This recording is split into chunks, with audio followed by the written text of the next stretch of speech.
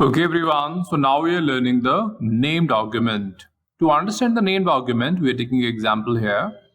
Let us suppose that we have defined a procedure. The procedure is sub, that means no return type, and it is ending with the end sub. The name of procedure we have given is Ankit. I have given my name. Now afterward, in the bracket, we have provided two arguments. The one argument is byval a as string. So this is the string type argument.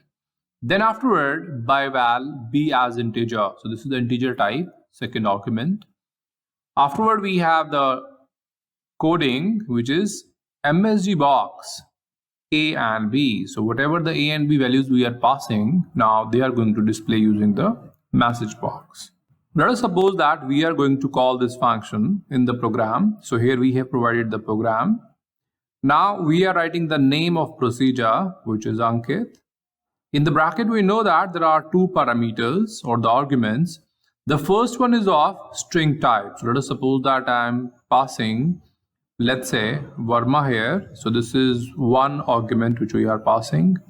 Then comma, we are having the next one is the integer. Let's say we are passing the argument 21. So this we have passed and bracket closed. Now what it will do? It will be going to call the procedure. So this procedure will be called. So here procedure Ankit is called. Now afterward we are passing the two arguments. The first argument is Verma. So this will be going into the variable A. So here we are having the Verma, which is the part of variable A. Then afterward we are having 21. So this is the part of B. So here 21 will come here. Now, normally the message box will be displayed where we are concatenating A with B. So Verma 21 will come into the message box. So here in this case, program will work normally and this type of message box will appear. Let us suppose that we are now changing the argument. Assuming that I am the new person who don't know the code and I am going to call the same procedure. So here we are writing, let's say, the name of procedure. So I'm writing the name of procedure Ankit. In the bracket, if let's say I am passing first 21, then afterward comma, then afterward I am passing the Verma. I am not aware that above the argument sequence was different because the first we are having is the string and the second we are having is the integer. But here the things are reversed. Here the first one is integer and second one is string. So such type of calling is the invalid calling. This will not work. So for that problem solution, we are having the named argument. That means we can provide the argument with their names. Whenever we are having the confusion that we don't know the sequence of argument, here we can see that there are only two arguments. But let's suppose there are 5 or 10 arguments and their sequence we don't know, means what is string, what is integer.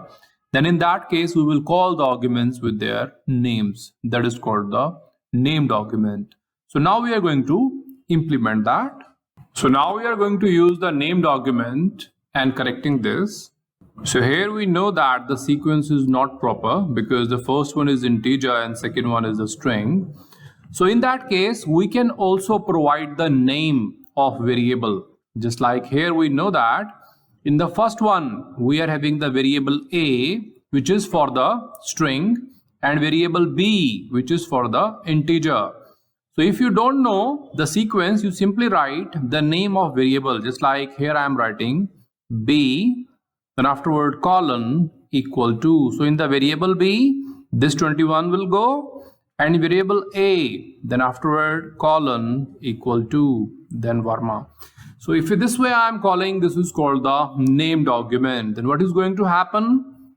Now we are going to call the procedure whose name is Ankit. Then afterward we are passing the two parameter.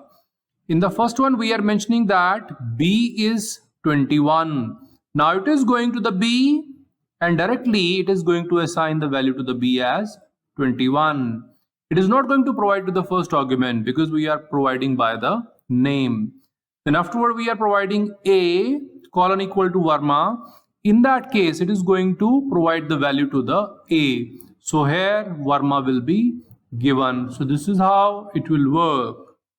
And in the same way, the message box will be called and both will be concatenated and message box will be printed. And this way the message box will be printed. So here we have learned that named arguments are the arguments in which we are going to provide the value to the argument using their names. So here A and B are the names, and with that we are providing the values. So argument can be passed in any order using the named argument. In the named argument, value can be provided by simply providing the name of the argument, then afterward colon, then equal to, then its value. Just like we are providing the argument name, let us suppose it is B, then afterward we are providing the colon, then afterward equal to sign, and let us suppose the value of B is 21. So this is format in which we are going to provide the named argument. There is one thing important. In the named argument, we can provide into any order, but during this order, the data type cannot be changed. Let us suppose that here A is having the string data type and B is having the integer data type. So their data type cannot be changed. So if we are providing the value of B as 21, then we should see that the B variable is of integer type. Here in the B we cannot provide the string value. Similarly, if we talk about the value if we are providing for A string type, now we should sure that A is of string type. That means their order can change using the named argument, but their data type will be same. Now we are going to take one real life example. With the help of that, we will understand that how these named argument can be used into program. So that is all about the named argument.